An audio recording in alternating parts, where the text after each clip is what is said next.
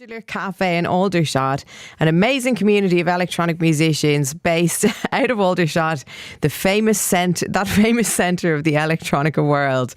And I was really intrigued, so we got in touch with Ian, who happens to be one of the founders of the Modular Cafe in Aldershot. He's telling us about the community and their recent test chamber project, which involved 24 of its members and Portishead's Ian Oakley making music with their modular synths inside a 1935 wind tunnel.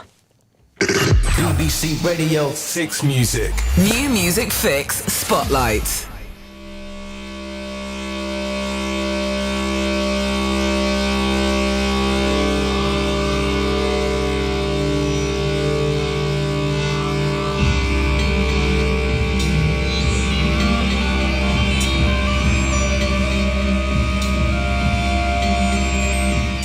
I'm Ian Oakley. By day, I run a small video production company based in North Hampshire. I'm also one of the founding members of the Modular Cafe Aldershot.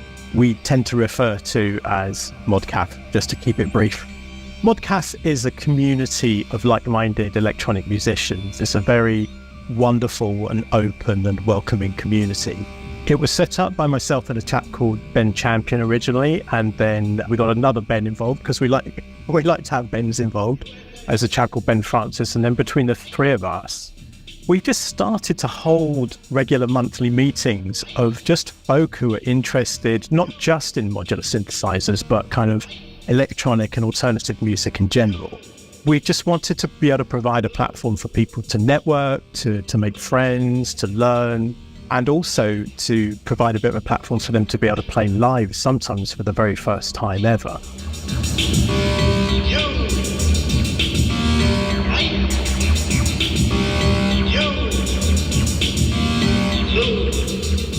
During lockdown, obviously our community meetings needed to stop, and we actually went online and had some amazing virtual meetings for MODCAF.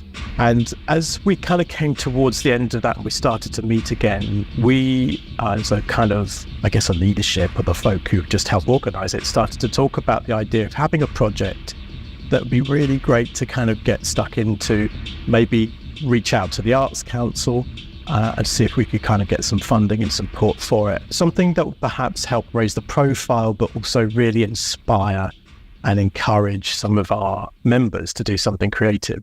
I had a couple of times been in this space of this wind tunnel, which is known as Q121 at Farnborough. It's just off to one side of the Farnborough airport. And it's a huge industrial building that dates back to the 1930s. That has the most incredible acoustics. And it's like, I always described it as it's like walking onto the moon. I've never been on the moon, I don't know for sure, but I would imagine it's a little similar.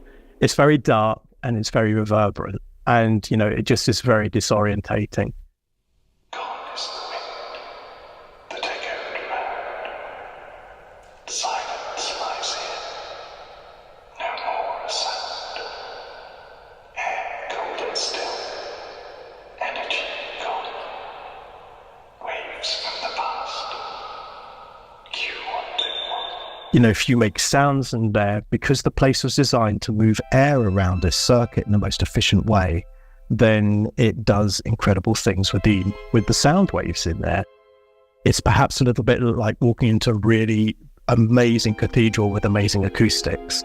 There's like, you know, you walk into the building and there's like this 24-foot span fan blade that just sort of stares you in the face and immediately you feel dwarfed by, and you realize you're somewhere special. I think it's a grade 1 listed building now, so for us it just became this magical acoustic playground.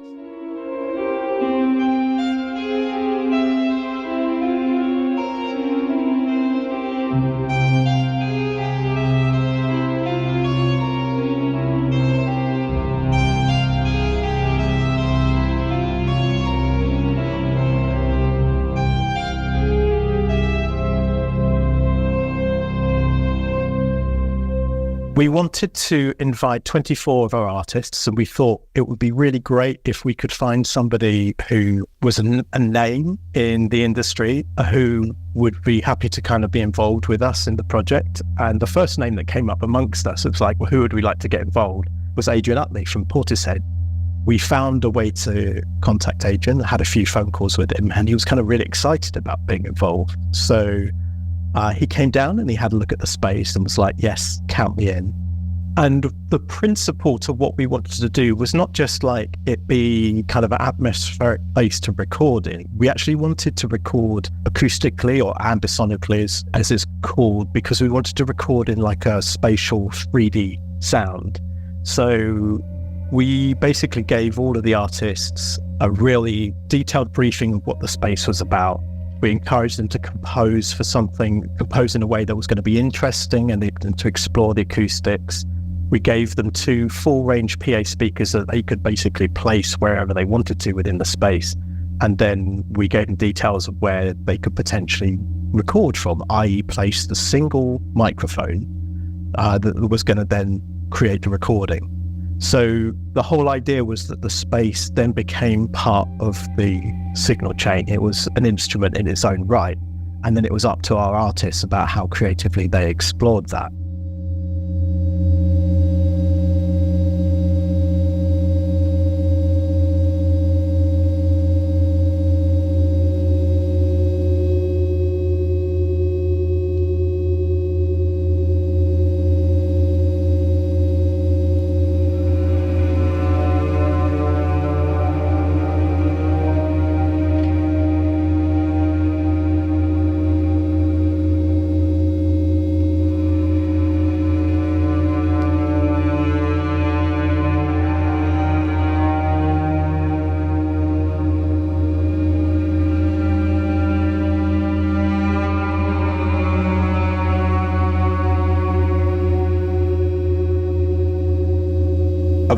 What I really loved about working with Adrian Oakley was that he got what we were trying to do straight away.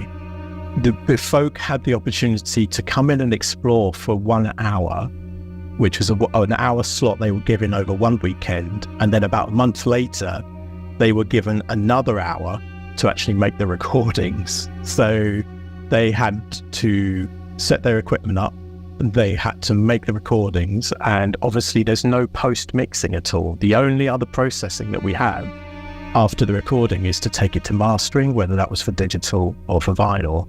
So you basically kind of get one chance to sort of get it right. But with Adrian, what we found was that he just got the space, and I think his ideas sort of came quite quickly, and the piece that he created, which was called A Drone for Dark Days, was just so emotive and of the moment. He had a friend of his playing cello, and just made full use of the kind of this just magical reverberant space, just kind of in general. So kind of wherever you were in that space when Adrian was recording, it just sounded just hauntingly beautiful.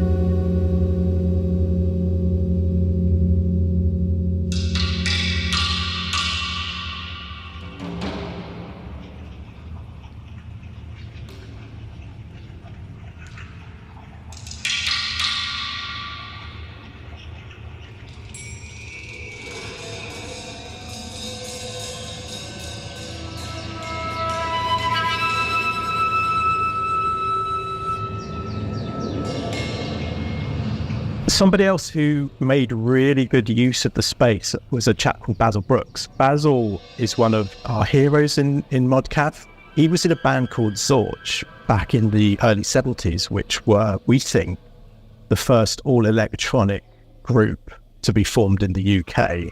So he's, kind of contemporaries with, when guys were starting to use the synthesizer like Pink Floyd. There were 3 of them who all had those types of synthesizers in a band and kind of played together. And Basil's kind of dipped in and out of the industry over the years. And it's just amazing to have somebody of that kind of experience and heritage himself as part of our community.